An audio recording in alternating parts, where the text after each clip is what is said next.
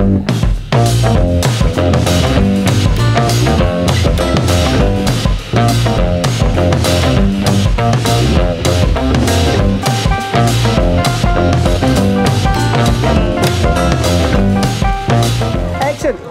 you're here for the Jayco Herald Sun Tour. Yeah. You're going to be staying here for the Nationals and for the Tour Down Under as well. That's right, Dave. It's a nice month, especially with the weather, of course. It's leaving home a rainy Britain, and it's a great start here because, funny enough, even throughout the year, I don't get to speak to the riders very much because the races are place to place, and we're never in the same hotel. So the race like this is fabulous because the riders are here for 3 weeks. They do the Nationals, they do the Sun Tour, they do the Bay Classics, and of course they go down to the Santos Tour Down Under. So, chance to speak and meet. It's a great start to the season for the riders, and I suppose it's a good start for you. Top up the tan. Top up the tan. In fact, I burnt my head today. It's been rather a bit too top up tannish today. But yeah, but you know, it's an easy way into the sport for a long year ahead. And these guys are all in form here in Australia because it's the height of the summer cycling season. Yeah. And the Aussie people, the people who watch the races here, they demand action. They don't expect you to come and turn up and have bad form. And for that very reason, there's no Cadell Evans. Cadell Evans doesn't like having to produce top form in January. No.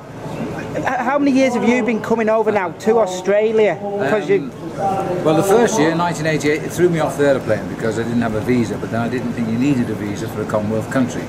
Once we sorted that out, I came after the Seoul Olympics in '88 for the Commonwealth Bank Cycle Classic. That was the bicentennial year of Australia, so we raced down from the Gold Coast in the north down to Melbourne. It's a long way for the guys, and it was a good ride. That was my introduction. I thought, what a wonderful country. Seeing koalas and cockatoos. It's an eye-opener, isn't it? It's an eye-opener for sure. And being a bird lover, of course, it was great to see the parrots, etc. And then I've been coming since '88, so after the demise of the Commonwealth Bank Cycle Classic in the early 2000s, I started coming south down for these Bay Classics. Of course, the arrival of the Santos Tour Down Under 16 years ago, and that's been the big hit. It's just gone from strength to strength, that has. How do you see cycling that has progressed in Australia over them years? Because we've also had Olympic champions, world champions, Tour de France champions from Australia now. Cyclists had their individual icons like Russell Mockridge was the big boy and all of the guys early on. But once Phil Anderson came through, people like him, and Patrick Yonk and the guys got better and better, then Robin McHugh and Stuart O'Grady. We gradually moved into the modern era, if you like. But they really started to make the world notice in 1984 at the Los Angeles Olympic Games when they took gold in the team pursuit, and that was through Charlie Walsh, a great coach who stayed with them up until very recently, really.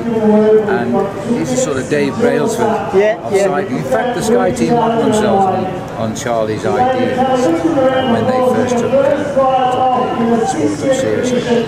And as a result of that, Charlie's produced, he's retired now, but he's got some good guys behind him like Shane Bannon, and the boys now are part of the world of cycling. As you know, they've got the All-Australian Pro Team, which ran the Tour de France last year. People watching, the public, how has that changed, or has there always been that interest in the sport here? Aussies love sport. Yeah. I mean, cricket's their first sport, and once you get them round cricket, then they'll start looking at cycling. But they just love the atmosphere. I think, as somebody told me this afternoon, the Tour de France has helped a long way because of its full TV coverage over here.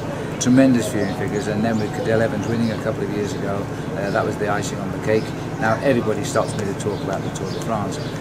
Everybody seems to watch the television. Now when you're watching the Tour live, you're going into the early hours of the next day, and so there's a lot of sleepy people after 3 weeks in July here.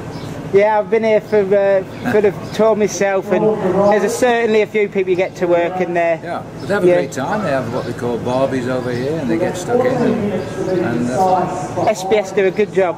They do a good job, and they're very flattered by the number of viewers they get because it's one of their biggest shows on television. So it's a great time. Yeah. Okay, away from cycling, what do you like to catch while you're here? I heard you the other day going on about Warhorse the musical. Well, that's true. Any of us recommend?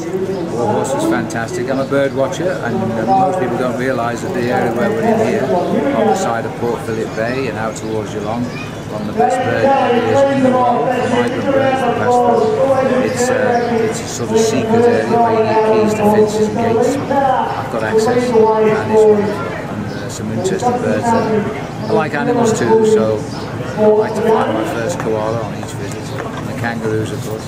Oh, the rally team here, seeing their first ever kangaroos are going mad. Yeah. The locals hate them because they're vermin as far as they're concerned, breaking down all their fences. It's a great concert. Excellent. Well, I suppose I better let you go and get started for the prologue. I've got 1.5 minutes, you're quite right.